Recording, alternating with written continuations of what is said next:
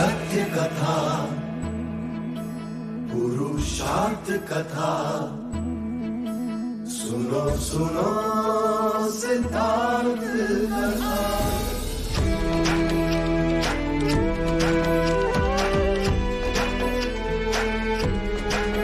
संसार में दुख का कारण क्या, संताप शोक का निवारण क्या।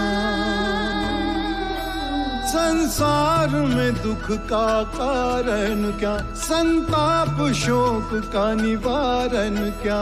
इस खोज में सब कुछ त्याग दिया, हर वैभव से वैराग लिया। वो सृष्टि से संयुक्त हुए, सिद्धार्थ से गौतम बुद्ध हुए।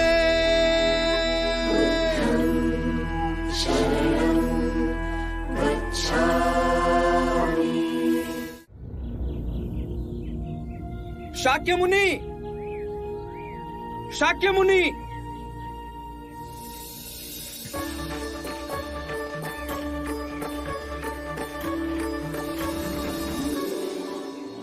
अति शुभ समाचार है। सुदत मन के बहुत पक्के हैं। जो उन्होंने ठान लिया वो अवश्य किया होगा। सुदत बड़े लजीले हैं, वे स्वयं कुछ नहीं कहेंगे, लेकिन मैं पूरी घटनाक्रम बताऊंगा। हम दोनों को श्रावस्ती का जैत वन विहार के लिए अति शुभ लगा, किंतु कौशल नरेश प्रसन्नजीत, जिन्होंने ये वन अपने पुत्र जैत को भेंट किया था, वो इसे बेचने के विरुद्ध थे। प्रसन्नजीत ने अपने मन में आपसे पुराना वैमनस्य पाल रखा है। जैसे ही सुदत ने प्रसन्नजीत को जैतवन बेचने का प्रस्ताव रखा, वे एकदम क्रोधित हो गए। होश में तो हो सुदत, पता भी है क्या मांग रहे हो? जेठवन महाराज, अपने गुरु बुद्ध के विहार के लिए मुझे ये स्थान उचित लगा। हम अपना जैत वन सिद्धार्थ को नहीं देंगे। बड़ा प्रतिशोध है हमारे मन में उसके लिए।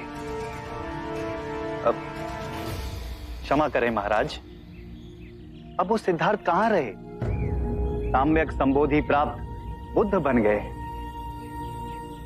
दुखी मानवता को शांति और प्रेम के पथ पर ले जा रहे हैं। भूखे नंगों को अपना अनुयायी बनाना कौन सा कठिन काम है? महाराज, स्वयं महाराज बिंबिसार उनके अनुयायी बने। ब्राह्मणों के सर्वश्रेष्ठ उर्विला कश्यप और उनके सारे अनुयायी बुद्ध के शरण में आए और भिक्षु बन गए। बुद्ध एक परम विभूति है। यदि ये निधि श्रावस्ती आएगी तो अनगिनत मनुष्यों का कल्याण होगा महाराज। तो चलो, मानवता के कल्याण हेतु मैं तुम्हें ये वन दे दूंगा, परंतु तुम्हें इसका मूल्य चुकाना होगा। जो आप कहें महाराज, मुझे स्वीकार है। जैतवन की जितनी भूमि को तुम स्वर्ण मुद्रा से ढाक सको, उतनी भूमि तुम्हारी हो। परंतु याद रहे, एक सुई की नोक भर धरती भी मुद्रा से ढक जानी चाहिए। मैं पूर्ण चेष्टा करूंगा महाराज। मैं अचंभित था, लेकिन सुदत की भक्ति में जो शक्ति है उसका अनुमान प्रसन्नजीत नहीं लगा पाए। सुदत अपनी प्रशंसा सुनने में बड़े संकोची हैं। इन्होंने अपने कोष की सारी मुद्राएं बैलगाड़ियों में लदवाकर जैतवन की धरती के हर कोने को पूरी तरह से ढांक दिया, और जब सब धन व्यय हो गया तो सुदत की जो बची संपत्ति थी उसे बेचकर और स्वर्ण मुद्राएं खरीदी और उससे हर एक कोने को ढांक दिया।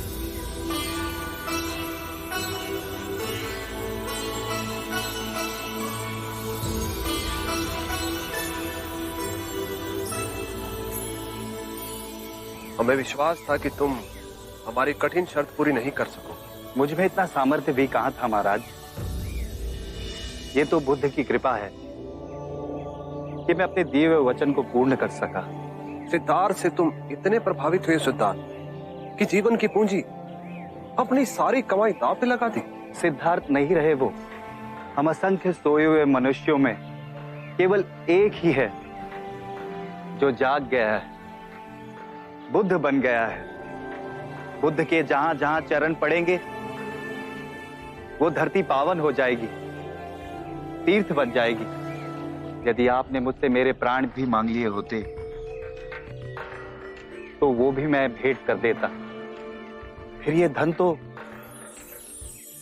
बहुत तुच्छ है महाराज।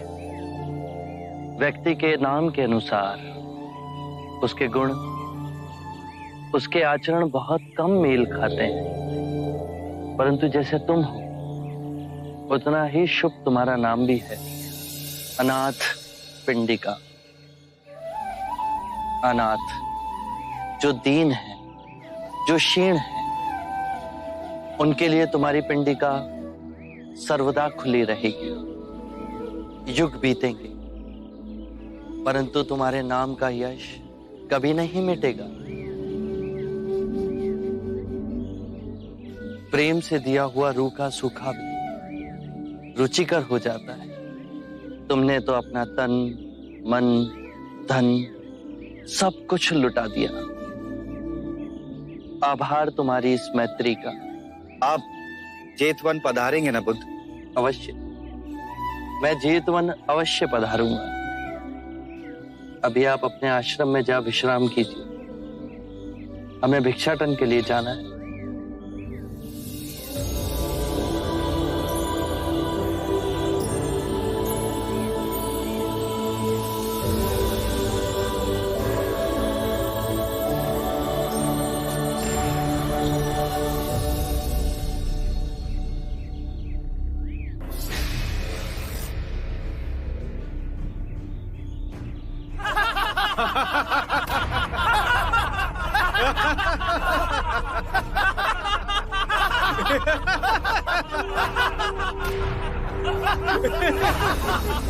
सुना था तुम परम ज्ञानी हो बुद्ध। जान के आश्चर्य हुआ कि कांटा तुम्हें भी चुभता है। अब तो गली गली ये बात ना उठेगी कि तुम तो कोई पहुंचे हुए महात्मा हो। ये कांटे हमने बिछाए हैं। इस गांव में तुम्हारा स्वागत नहीं। हर दिन अनाज भिक्षा में मांग कर ले जाते हैं। चलो चलो, दूसरे गांव का रास्ता लो। मेरा आप लोगों से अनुरोध है कि मुझे अपने गांव में भिक्षाटन करने दें।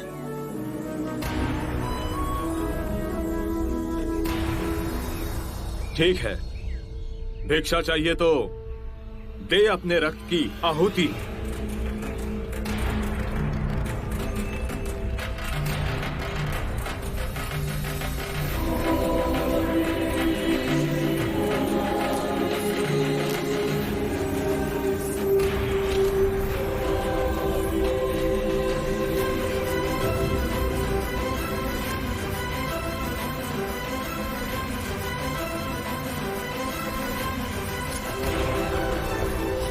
सुमित, रास्ता बुहारा तो इस गांव से तेरा दाना पानी उठ जाएगा।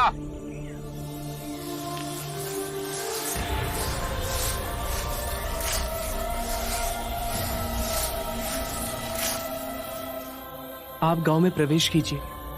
इन मुट्ठी भर लोगों से कई अधिक लोग आपको भिक्षा देने के लिए आतुर हैं।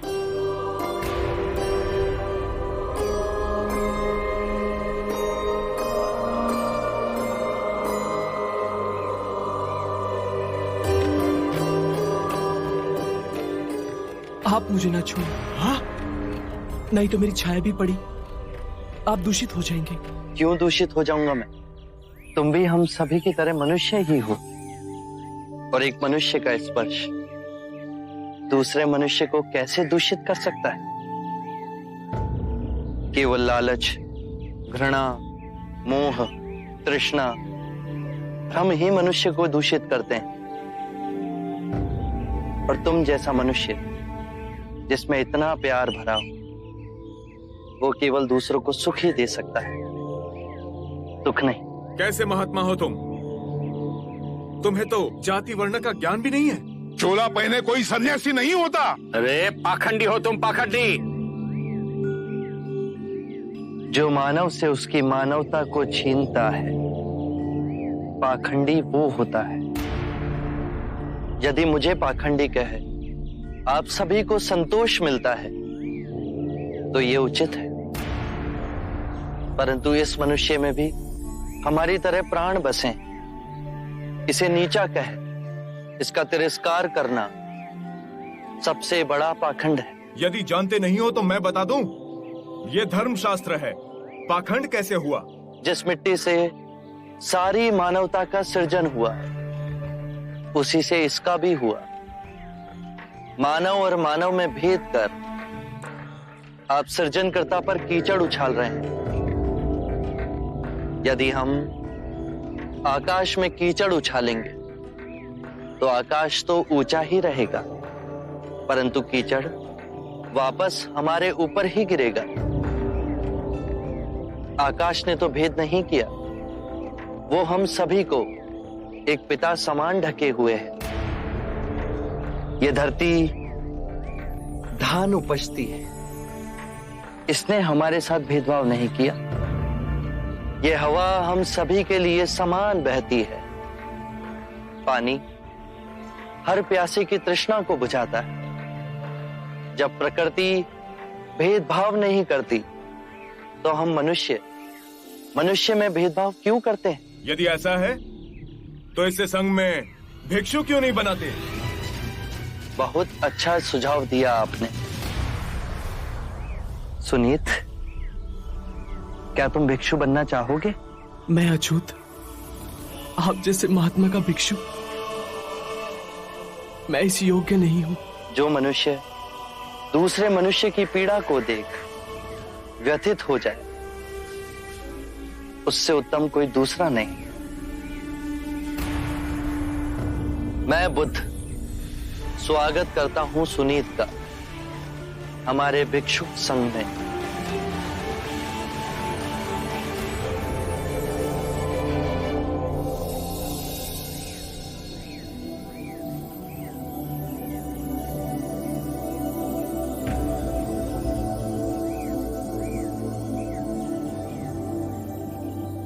सारा जीवन किसी ने दया के दो शब्द ना कहे मुझसे, और आज इतनी करुणा बरसी है।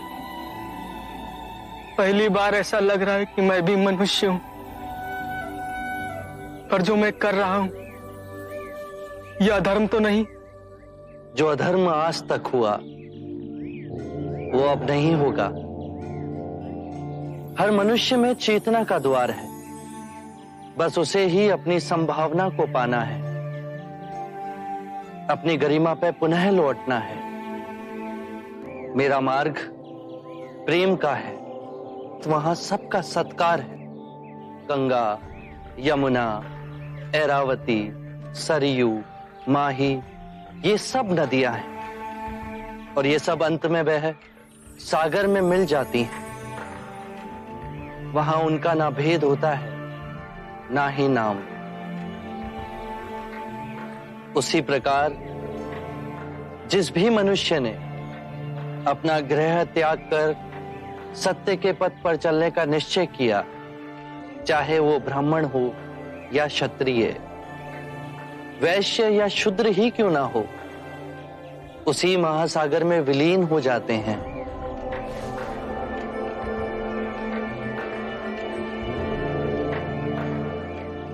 हर मनुष्य के अश्रुओं में नमक होता है, उसके लहू का रंग लाल होता है। ये भेद मनुष्य ने मनुष्य को उत्प्रेरित करने के लिए बनाए। आज मैं इन भेदों को काटता हूं। आज सुनीत को दीक्षा देना क्रांतिकारी होगा। हम पर बहुत से संकट आएंगे, हमें और तिरस्कृत किया जाएगा, पर सत्य आने वाली आंधी के सामने अडिग रहेगा।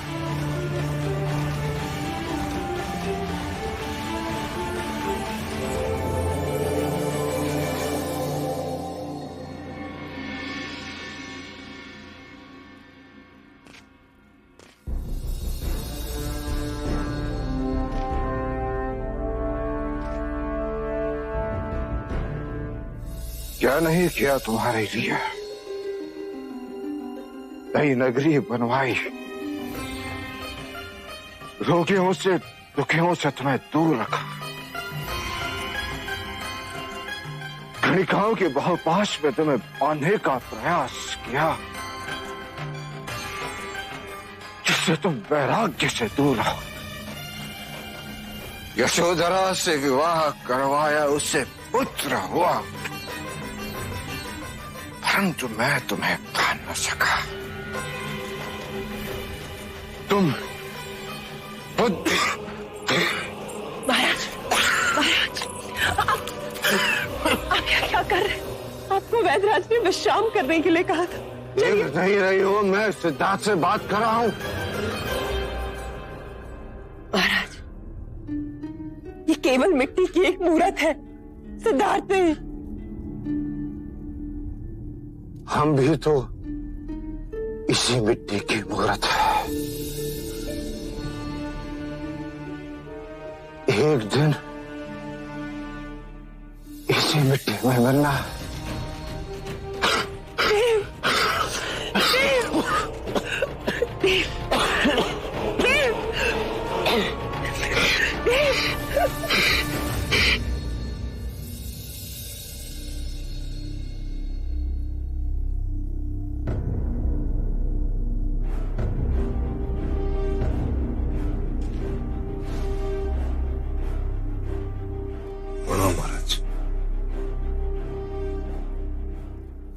औषध दे दीजिए।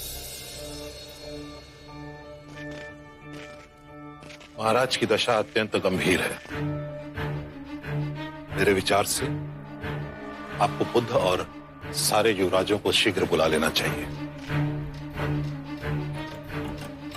अमिताभ, चन्ना का जाना उचित होगा।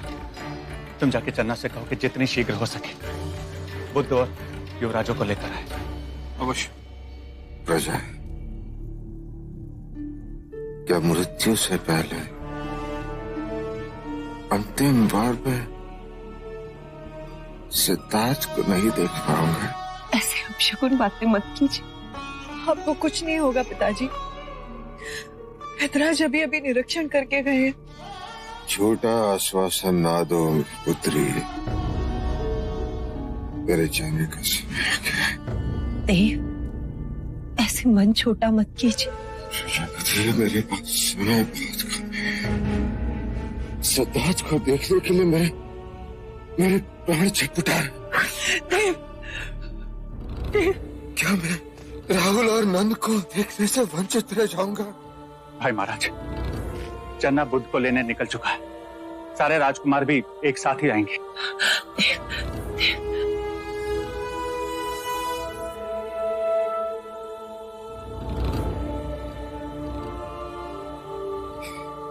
ये सांस तब तक चलेगी अनुज? भाई महाराज, मनोबल ना हारिए, आप शीघ्र ही स्वस्थ हो जाएंगे। मेरा काल आ गया है अनुज। नहीं, मैं सिद्धार्थ को नहीं देख पाऊंगा। नहीं देव, सिद्धार्थ आ जाएगा।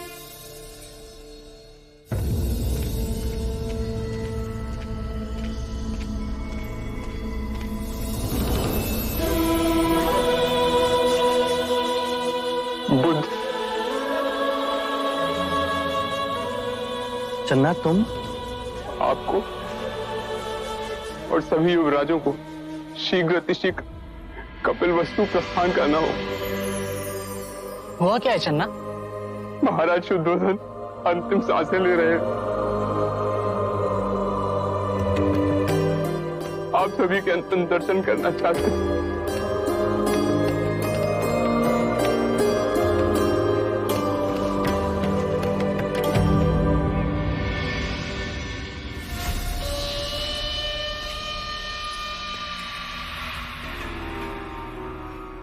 इस समय कहां जा रहे हो? रंग भवन। मूर्ख, वहां महाराज मृत्यु शैया पे है और तुझे अपना विलास सोच रहा है।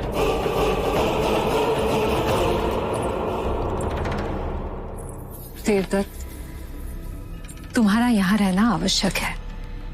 चन्ना को गए 5 दिवस हो गए।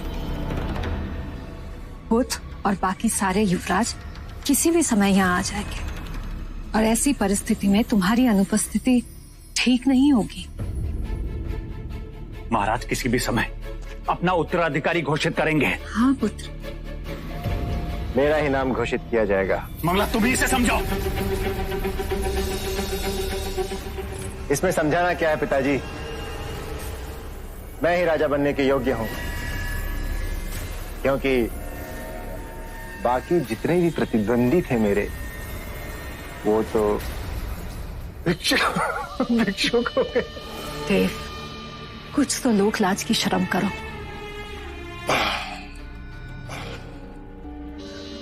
ना तो मुझे किसी का भय और ना कोई मेरे रास्ते की अड़चन बन सकता है। रुको देव। समझने की कोशिश करो मां। अपनी मदिरा और अपनी गणिकाओं के बिना जी नहीं लगता मेरा।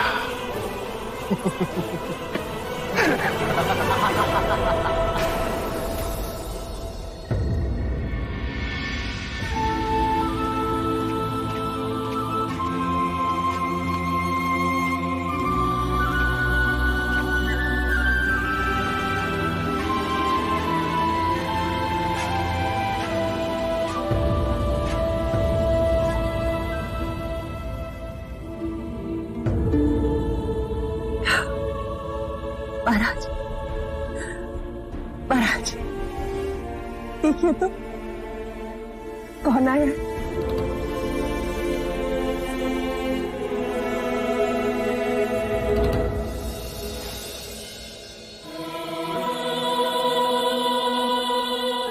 तुम्हें देखने की इच्छा में मैंने सांसें संभाल के रखी थी। पिताश्री, धीरे धीरे सांसें लीजिए। इस समय आपकी सांसें सबसे अधिक महत्वपूर्ण हैं। मैं, राहुल, नंद, आनंद, महानाम, हम सब आपके साथ सांसें लेंगे। जीवन की क्षण भंगुरता में मैंने अनुभव किया है, जीवन की तृष्णाओं में स्वयं को उलझा दिया तो आनंद कभी प्राप्त नहीं होता। सादा जीवन यदि व्यतीत करो तो आनंद प्राप्त होता है। सिद्धार्थ, तुम्हारे कपिलवस्तु से जाने के बाद महाराज ने सादा जीवन ही व्यतीत किया, तुम्हारे दिखाए हुए मार्ग पर ही चले। पिताश्री, आप मुझे देखिए, राहुल को देखिए, नंद को देखिए, बाहर लहलहाते पेड़ों को देखिए, उन पे हरे पत्तों को देखिए। आप ध्यान से देखेंगे तो पाएंगे कि जीवन कभी समाप्त नहीं होता, वो निरंतर चलता रहता है। वैसे ही आप मुझ में जीवित रहेंगे, राहुल में जीवित रहेंगे, नंद में जीवित रहेंगे। यहाँ जितने भी आपके प्रियजन हैं, उन सभी में आपकी जीवन ऊर्जा विद्यमान है। देखिए, राहुल आपके शरीर का ही अंश है।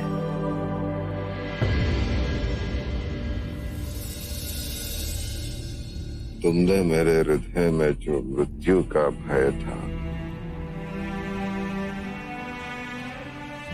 वो निकाल दिया। बस एक ही बोझ है मन पर कि कपिलवस्तु का उत्तराधिकार किसे दिया जाए। शाक्यों को उनका महाराज न दे सका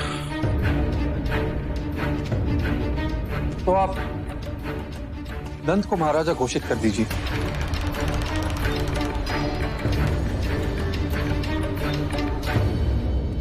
पिताजी,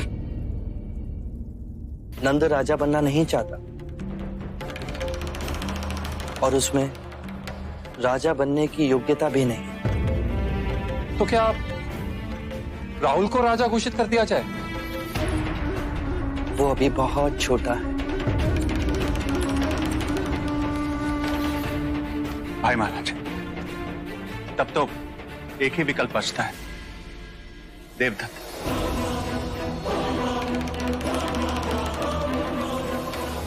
यदि आप चाहें तो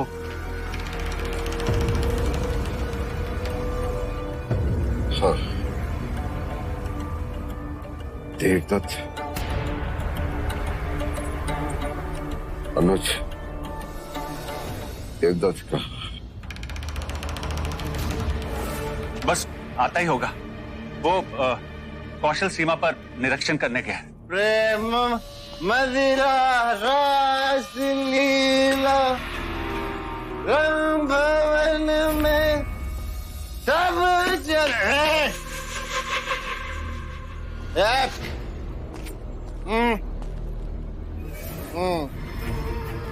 हाँ महाराज, बुद्ध के बाद एक देव ही तो है जिसे अपने पूरी प्रजा का ख्याल है। संभालिए, संभालिए अपने आप। ठीक है। गुरुवर्य, वाचस्पति, वाचस्पति। ओ वैदराज महाराज, आपका नाम वाचस्पति किसने रखा? प्रेम मदिरा रास लीला रंग भवन में सब पले। प्रेम मदिरा रास लीला।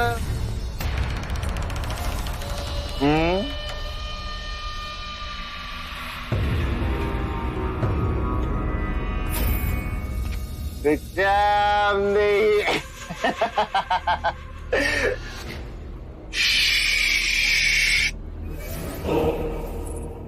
महाराज क्या हो गया महाराज? ओ युवराज बुद्ध, युवराज बुद्ध की जय, युवराज बुद्ध की।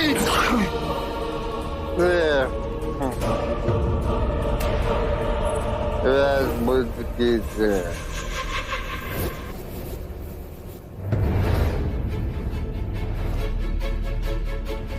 आप सर्वज्ञानी, कृपया आप ही बताएं, क्या शाक्य कुल का भविष्य देवदत्त के हाथ में सुरक्षित है? स्वयं को नहीं संभाल सकता, राज्य की प्रजा का भार क्या उठेगा? महाराज आप विश्राम।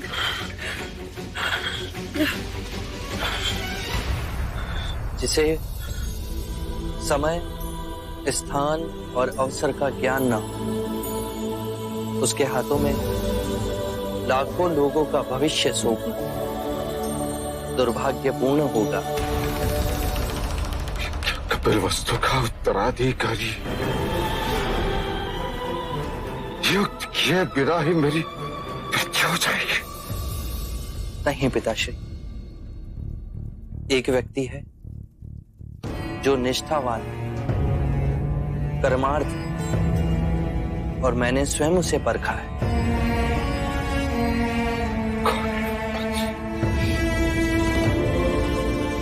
तुम जिसे श्रेष्ठ समझो,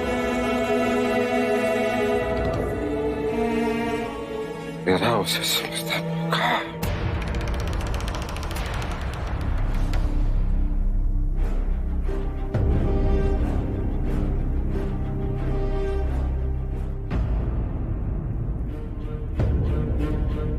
लीजिए महाराज, और पहना दीजिए अपने उत्तराधिकारी को।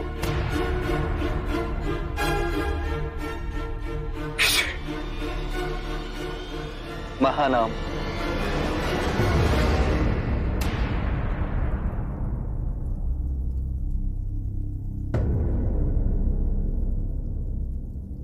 महानाम, यहां आओ। जयेश, क्या मैं इस योग्य हूँ? लीजिए महाराज।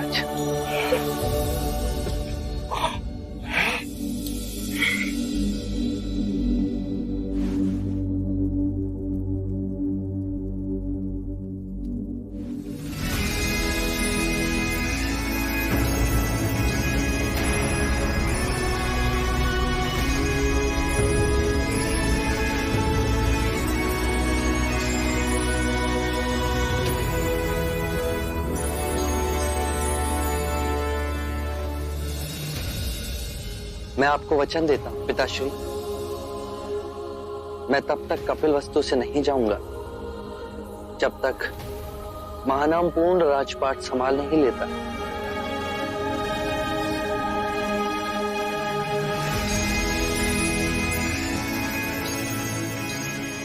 मैं तुम्हारा आभारी हूं।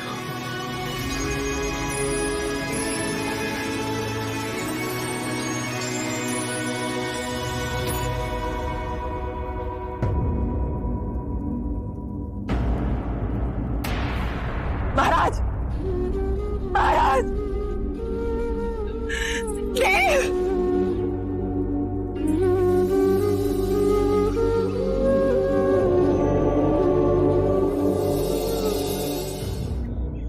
जीवन और मरण हर मनुष्य के जीवन का क्रम है। यदि हम चेतना में हो इस विधान को देखें तो हर दिवस हम स्वयं को वासनाओं से मुक्त कर सकते हैं। ऐसा जीवन जी सकते हैं जहां शांति, आनंद और संतोष का सर्वदा वास हो। यही हर धर्म का सार है,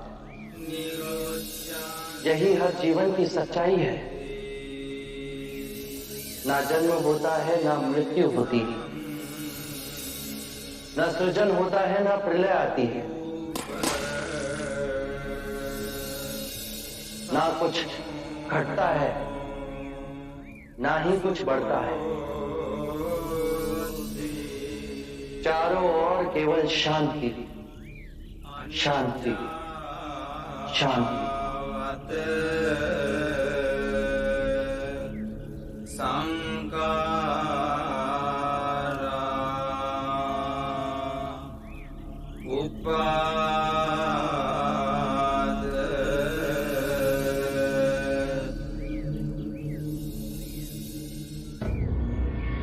मैंने पूरा जीवन महाराज शुद्धोधन और सिद्धार्थ के विरुद्ध षड्यंत्र रचा, न जाने कितने पापों का भागीदार बना। जानता है किस लिए? जानता है तुझे राजा बनाने के लिए। और विधि ने हमारे साथ ऐसा उपहास किया। महाराज शुद्धोधन और सिद्धार्थ स्वयं तुझे राजा बनाने को तैयार थे और तू अपने पैरों पे खड़ा ना हो सका। लोग तो अपने पैरों पे कुल्हाड़ी मारते हैं, पर इसने तो कुल्हाड़ी पे ही पैर मार दिया। कितना रोका कि मर जा पुत्र, मर जा। अरे अवसर तो देख। नहीं, इसे तो रंग भवन जाने की आग लगी हुई थी। सिद्धार्थ राजा न बन सके, इसलिए सिद्धार्थ को मदिरा में डुबाने का प्रयत्न किया। गणिकाओं के रूप रंग में खो जाए, इसलिए रंग भवन भेजा। परंतु वो तो रंग भवन से भी अछूता लौटा है। हमारे भाग्य की विडंबना देखो मंगला, हमारा पुत्र स्वयं गणिका और मदिरा में फंस गया। केवल राज सिंहासन ही नहीं, मान सम्मान सब खो दिया इसने। बस बहुत सुना लिया आपने। शोक मनाना है तो जाइए महादेवी प्रजापति के पास। तो क्या हुआ यदि बुद्ध ने मुझे सिंहासन नहीं दिया? जो शत्रु की तरह देखता भी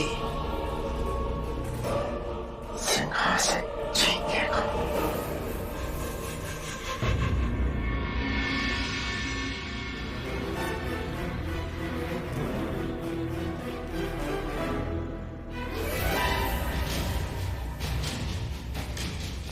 माँ, आशीर्वाद दे मुझे। मैं अपना प्रतिशोध लेने जा रहा हूं।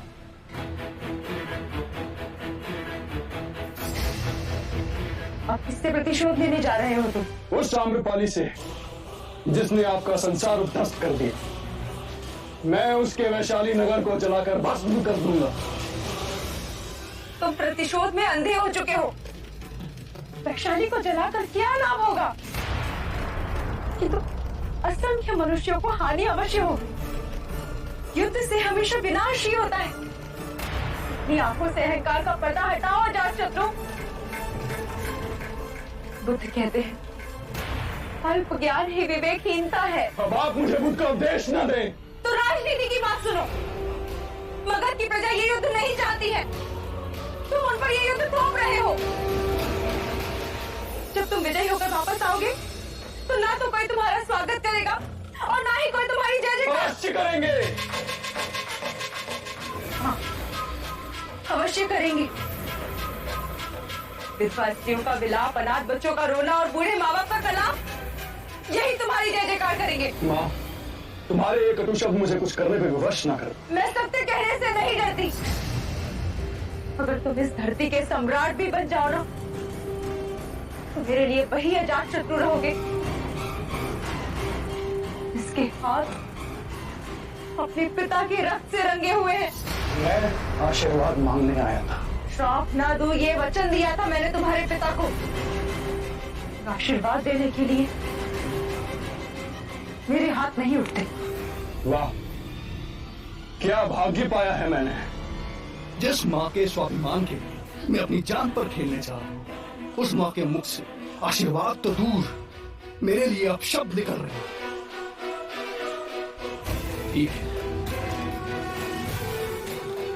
माँ, कई बार बताया है ना तूने कि तेरी कोख में मुझे मारने के कितने प्रयत्न किए गए। एक नवजात शिशु से उसकी माँ का दूध छीन विष देने का प्रयत्न किया।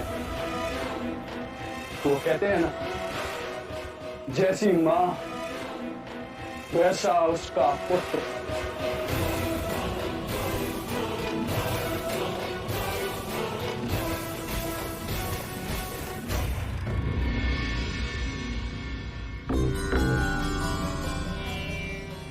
देवी आम्रपाली, देवी आम्रपाली, वही हुआ जिसका भय था। आप कौन सा अशुभ समाचार लेके आए हो यदु? दुष्ट अजातशत्रु ने वैशाली को चारों ओर से घेर लिया है। वैशाली की सेनाओं ने भी युद्ध की तैयारियां शुरू कर दी हैं। युद्ध किसी भी क्षण आरंभ हो सकता है।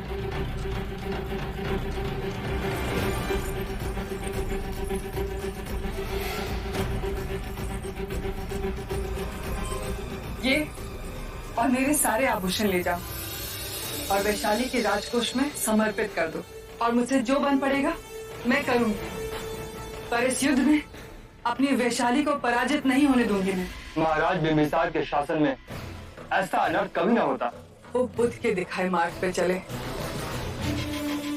और वो अहंकारी अजातशत्रु प्रतिशोध के मार्ग पे चल रहा है। पर पराजय अजातशत्रु की ही होगी और इस अधर्म के युद्ध में वैशाली की विजय होगी।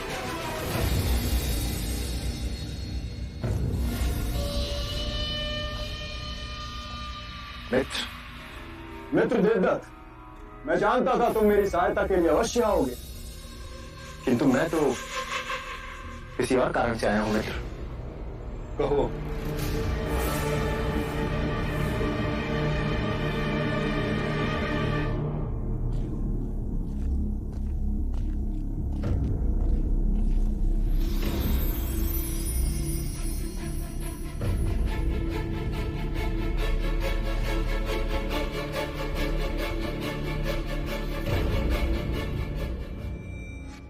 मित्र,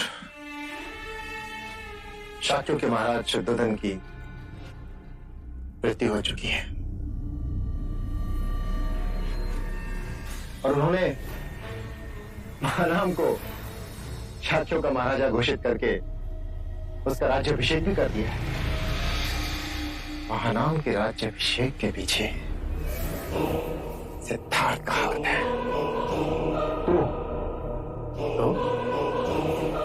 तो मित्र, इससे पहले कि महानाम शक्तियों की बागडोर अपने हाथ में अच्छी तरह से ले,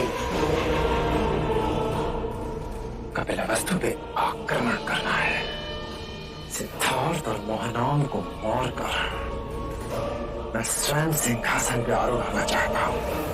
मित्र, शाक्यों का महाराज बनने के लिए मेरे लिए ये स्वर्णिम अवसर है। मित्र, मुझे वैशाली से प्रतिशोध लेना। इस समय मेरा कपिलवस्तु पे आक्रमण करना संभव नहीं। और मैं महानाम को क्यों मारूं? मेरे लिए मित्र, बुद्ध का वध कर। क्यों? उनसे तो मेरी कोई शत्रुता नहीं।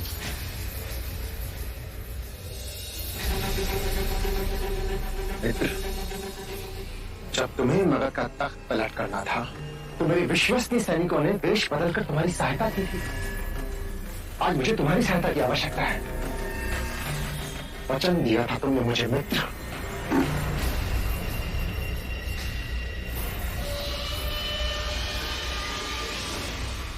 मित्र,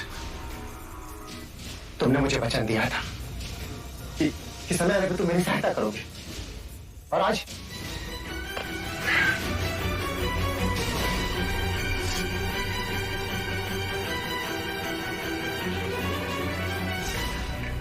युद्ध में केवल तेज धार तलवार ही काम आती है। बिना धार की तलवार का क्या काम?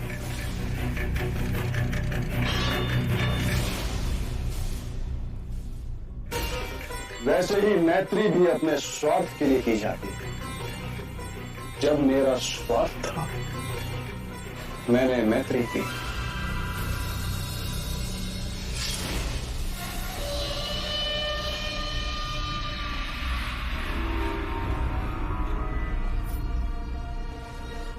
क्षत्रिय का वचन। योद्धा केवल क्षत्रिय नहीं होते, राजनीतिज्ञ भी होते हैं। और राजनीति में वचन केवल इसलिए दिए जाते हैं ताकि तोड़े जा सके। दूर से आए हो, थक गए हो गए मित्र, थोड़ा विश्राम कर लो।